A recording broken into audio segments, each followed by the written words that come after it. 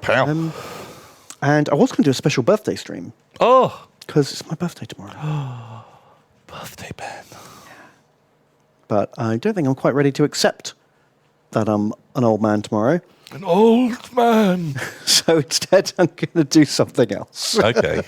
And just pretend that's not happening. Do your midlife crisis stream. And help everyone buy you a sports car. Oh, yeah. Or a boat. Should we do a midlife crisis tier ranking stream? Oh, what is the best? Which one should I pick? Oh, man. S tier is have an affair. Have an affair in a sports car with a leather jacket. Yeah.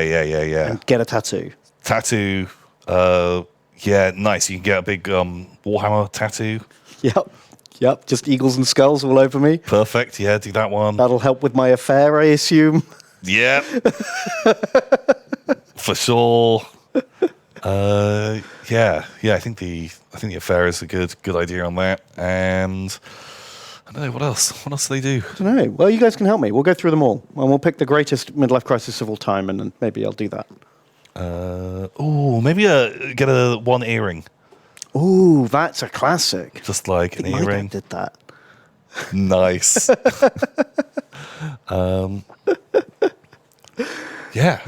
Okay. Well, perfect. Job done. Oh, yeah, I'll just buy yourself a Warlord Titan. Ooh, I could play a game of Titanicus with full-sized Titans. So I've got to buy like 4 or 5 of them.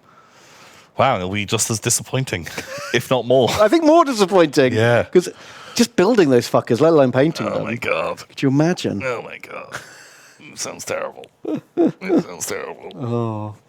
And then Eldritch Nerdo donates $3. And they say, with all the shenanigans caused by the D&D OGL, I'm interested in getting into a new RPG. Ooh. Any recommendations on an easy-to-use system for a one-shot? And any opinions on Blades in the Dark? I'd say, what are you wanting to play? What type of thing? Yeah. Is probably the most important start. Do you want fantasy, sci-fi, like serious, silly? Like, there's so many options and so many different games for each option. Yeah. If you want something that is so easy to play, I highly recommend, and you can just jump into it super fast. It's not the right keyboard. Morkborg. Bam. It's a cheap book to buy, and is without doubt one of my favorite role-playing books that I own, just from flicking through it, like the design, like style of it. Morkborg.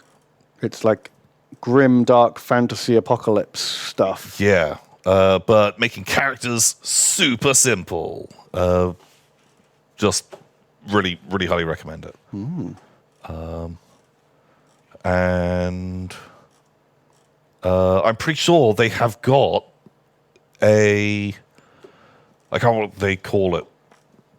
It's basically Morkborg printer friendly, which is just the rules. It doesn't have all the lovely layout. It doesn't have a lot of the fluff, but you can just download the rules for free. Ooh. You can just, if you just want to have a look at it.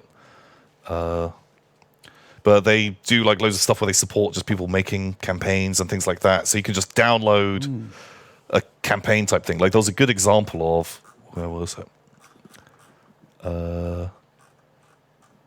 People just write this whole, just a one-page thing, and that's the session you're going to run. Blam. The Devil's Tomb. Gives you a little map.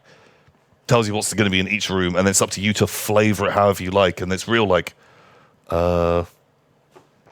just gives you the outline for what you want to do. And so it's really easy to learn if you want to use someone else's, or you can make up your own. Super duper easy to jump into. Highly, highly recommend. They also have Cyborg, if you want cyberpunky version. I've got Cyborg, but I haven't really read through it yet. And Blades in the Dark is a very cool system. I like it a lot. Yeah, we were talking about that the other day. Well, we were talking about Sprawl, which is a cyberpunk version of Blades in the Dark,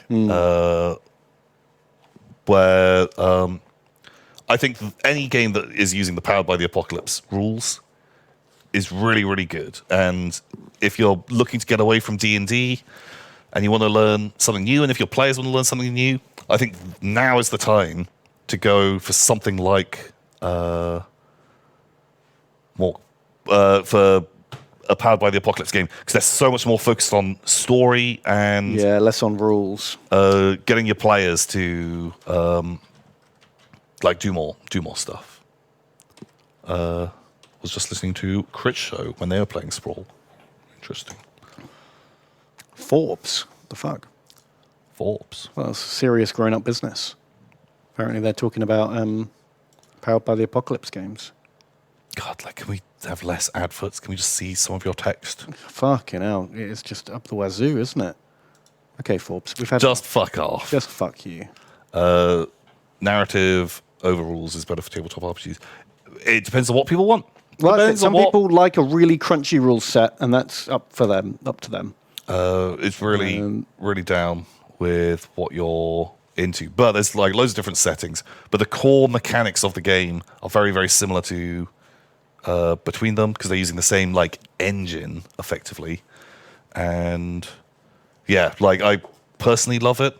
And also, if you really get into it, you can turn up as the games master with almost no planning whatsoever and just have a really bare bones idea, oh, I want you to go to a castle and fight a dragon.